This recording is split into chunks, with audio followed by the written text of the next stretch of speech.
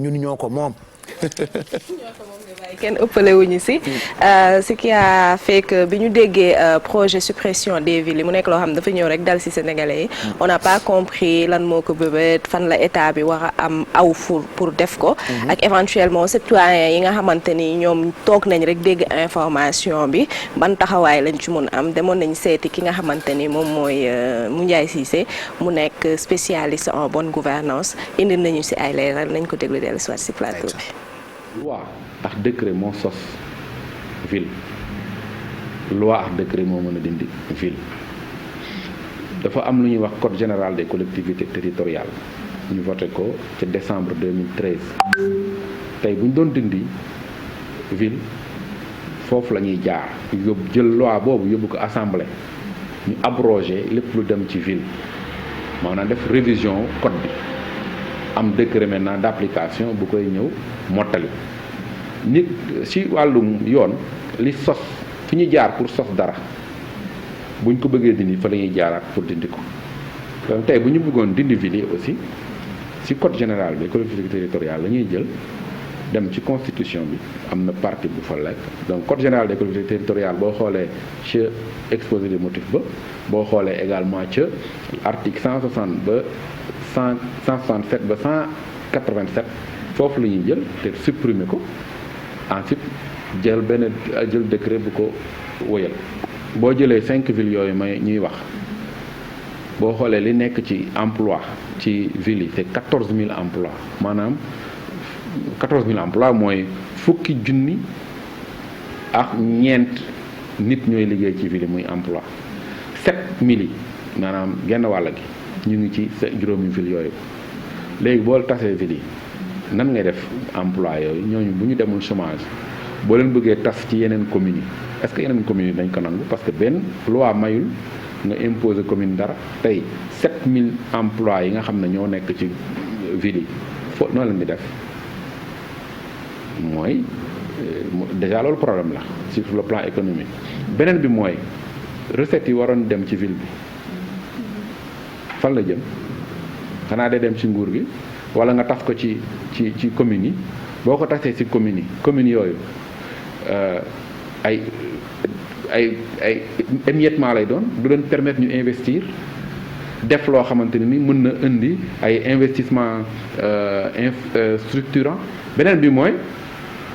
capacité de mobilisation de ressources par exemple tey boo jëlee lu mel ni ville xam nga yaa ngi fàttaliku ville de Dakar defoon na fi lu ñuy wax emprunt obligataire bu 40 milliards parce que crédibilité am ak solvabilité am may na ko fii ban commune moo fi mën a def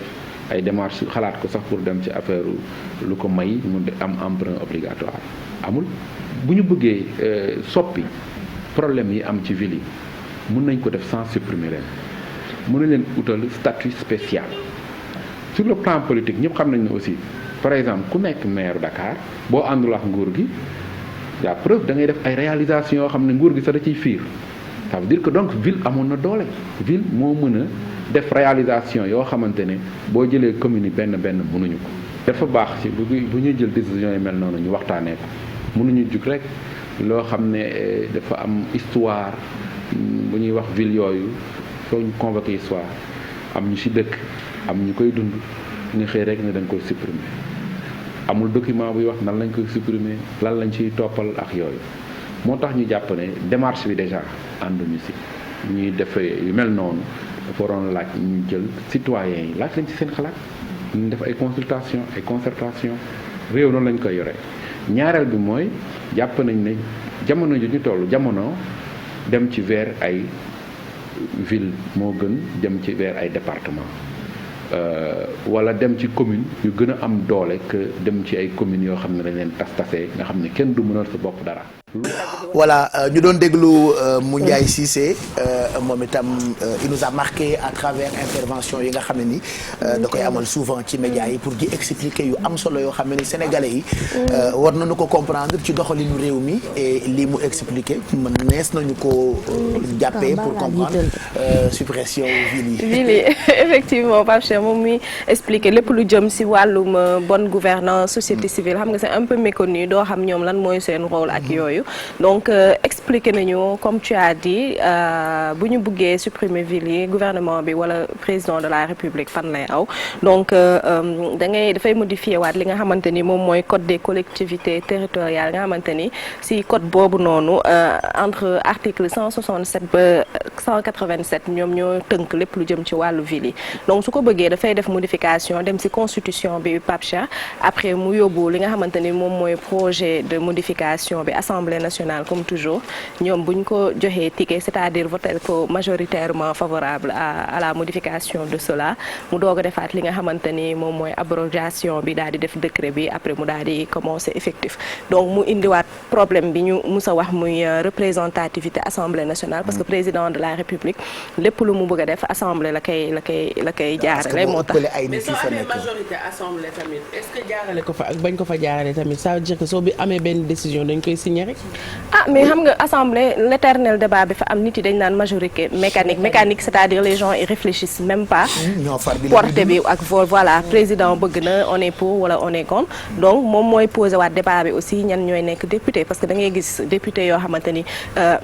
li nga xamante ni dañ leen koy jox sax duñu xam valeur bi duñu xam portée bi duñu xam conséquence bi muy am ci vie wu nit it mais loolu c'est un autre débat boo xamante ni peut-être ñi nga xamante ni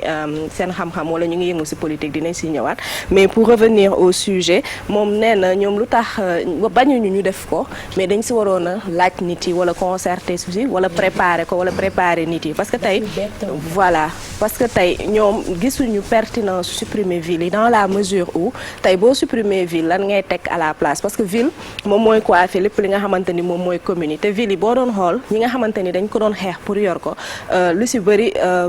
buñ ko yoree bu fekkee ci opposition bi la da nga doon gis dafay am ay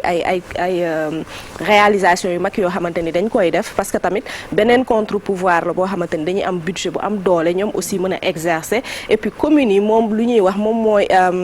ñi nga xamante ni les élus les plus représentatifs parce que ñooñu dañoo jege population bi c'est des gens qui habitent là-bas qui vivent avec elle donc ñooñu réalité bi ñuy am par rapport à la marche de cette ville wala de quartier bi ñuy nekk du bokk ak ki nga xam ne président de la république la am sphère nationale et tout donc ñoom ils auraient plus conseillé ñu am ay dérogations spéciales yoo xamante ni parce que en fait peut-être liy gêner état bi mooy ni que ville yi dañuy yor budget yu mag yoo xamante ni pouvoir bi du ci am loxoom donc nee na ñoom mënoon nañu xool ay statut yoo xamante ni particulièrement dina leen ko et puis sur le plan économique aussi dafay indi ay jeexital yoo xamante ni ñoom xamaguñu parce que ville yi da doon employé lu bëri nee na booy xool ñu ngi ci 14000 emplois yoo xamante ni ci ville yi la doon nekk dont 7000 yoo xamante ni rien que ville de Dakar donc tey boo jógee nga ni da ngay supprimer ville yi fan ngay reverser emploi yooyu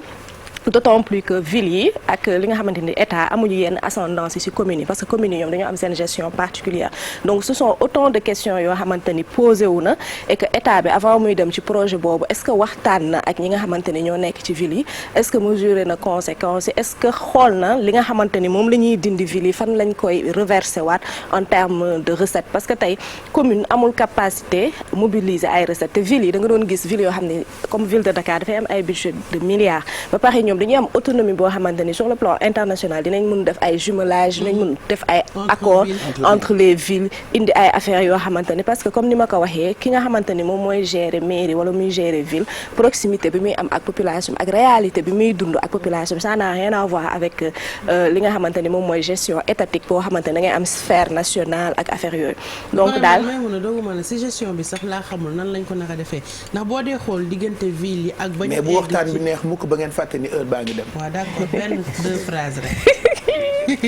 gestion bi pyramide inversée lay nekk c'est-à-dire dañuy jógee ci population bi muy yéeg ba ci kaw président suñu éliminer li nga xamante ne moo nekk ci diggante bi yëpp naka la ñu nar a def pour mun a gérer population bi yëpp naka la ñu mun a def pour xam doxantu comme le petit doxantu ñu defoon keroog ça risque d'être très très compliqué ndax c'est pas anodin bu ñu tegee ay villes depuis que le Sénégal et que ça marchait bien je trouve donc changement bi man dama ba léegi j'essaie de comprendre le pourquoi ak lan moo nekk vraiment base le fait que ñu bëgg a éliminer bi mais j'arrive pas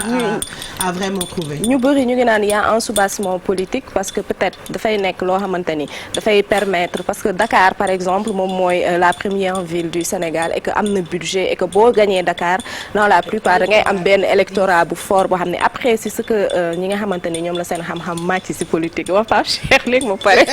quand même. maa ngi mel ni. wax gi intéressant ban moo nga leen doon wax pour ñu arrêter. voilà. mu ngi mel ni ku may defar 10h30 on a encore une heure. waaw d'accord. 59. xam naa célibataire yi dañu Débat à poursuivre sur la page YouTube de Pape Cheikh Diallo. Merci. C'est ça, merci beaucoup. jërëjëf Guèye saa yoo ñëwee indi sujet bu intéressant et c'est bien. loolu moo am solo. voilà. ci say yëf li neex ci boo yëngalee da ngay jàpp tuuti mos ndax saf na wala saful quoi. merci Maïmouna ñu ngi lay gërëm bu baax on va enchaîner ak beneen sujet balaa ñuy continuer ak appel yi mais vous rappelez encore que ñaari fan kese.